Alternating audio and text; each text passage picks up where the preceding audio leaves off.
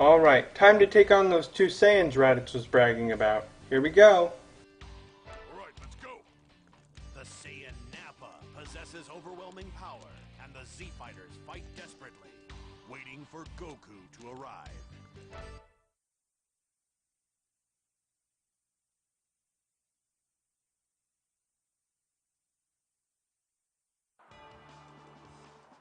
Let me handle them. I'll put all 5 of them away in the blink of an eye. The ground is shaking! Nappa starts things off with Earthquake, and as you can see from Tien's health bar, it was not very effective. Some of you may have noticed that story mode skips the Cyberman fight. Removing fights is the reason story mode is so short. Tenkaichi 2's story mode is far more complete than 3's. I guess they just got lazy with this game after having put more effort into the previous game's story mode. Taking out the Cyberman fight means that Yamcha is not playable in story mode. It also means that Krillin didn't get his big moment to shine. That scene where he blasted the Cyberman is awesome. Krillin is not playable in this fight either. At least they kept Tien and Chaozu in. They could have easily just skipped to when Goku arrived and made it so you only fought Nappa with him. I'm glad they didn't do that though, because story mode is short enough as it is. Farewell, Tien. Please don't die.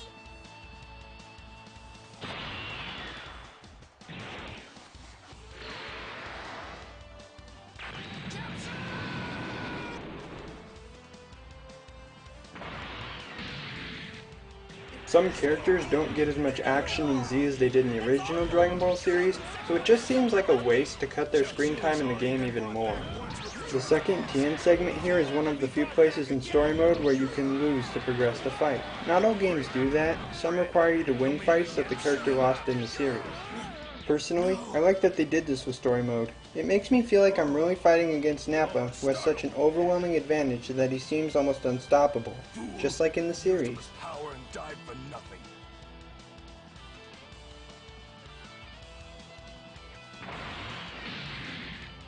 Piccolo, run! I'll try to hold him off somehow until my dad gets here. Finally, Gohan has decided to step up and take charge. There's no way you can stop him by yourself.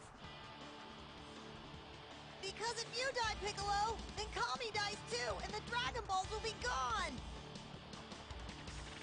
Stop me, you say? Yeah, right. Don't make me laugh, you brat. I've got no choice. I have to do this. Alright, I didn't intend for this to turn into a blind walkthrough, because quite a few people have already created walkthroughs for this game. So to avoid having this turn into just another Tenkaichi 3 walkthrough, I would like you to comment on what you want me to do for each fight. For example, maybe you recommend that I don't power up or go into max power mode, or maybe comment telling me not to use super moves. Try to keep your requests for what you want me to do reasonable. For example, with that, I probably will not be able to win any fights without taking any damage. You run! This is where it ends!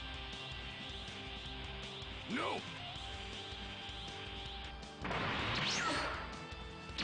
Die!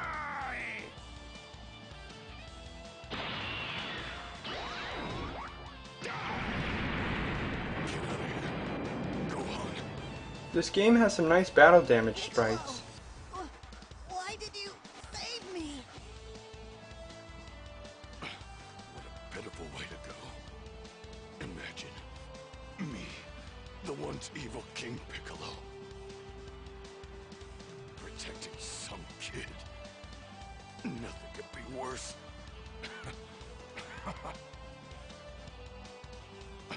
This is you and your father's fault.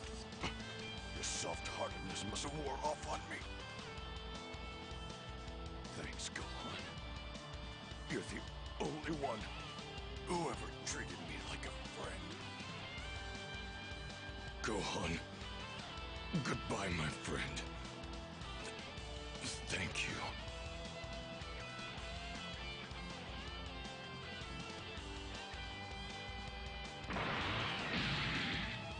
Something I don't get with this game is why there are only 2 characters on the screen at the same time during cutscenes. Tenkaichi 2 was able to have more characters on the screen, but isn't Tenkaichi 3 supposed to be a better version? Doing it this way can cause some scenes to seem wrong or not make any sense. Like with the Raditz fight. In the anime, Goku restrained Raditz so he couldn't dodge the special beam cannon. But in the game, Goku wasn't there so Raditz could have easily avoided it.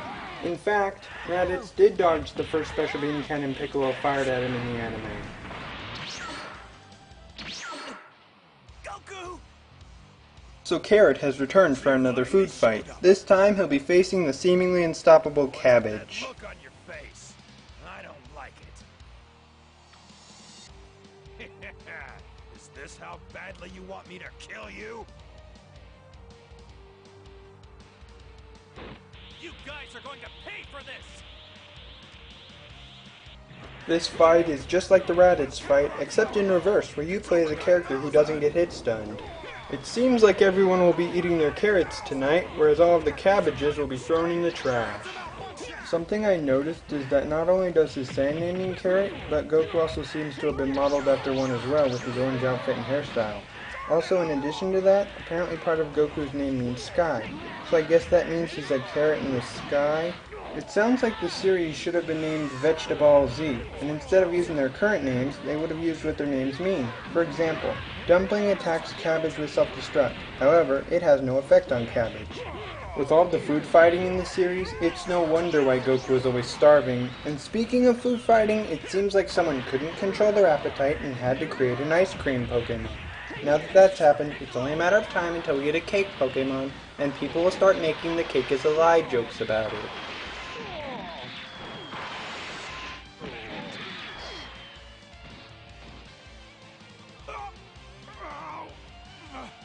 Vegeta! I doubt he'll be able to fight anymore. I'll give you one chance. Take him and leave the Earth right now! Vegeta! Help me! I don't have use for you anymore. Harsh.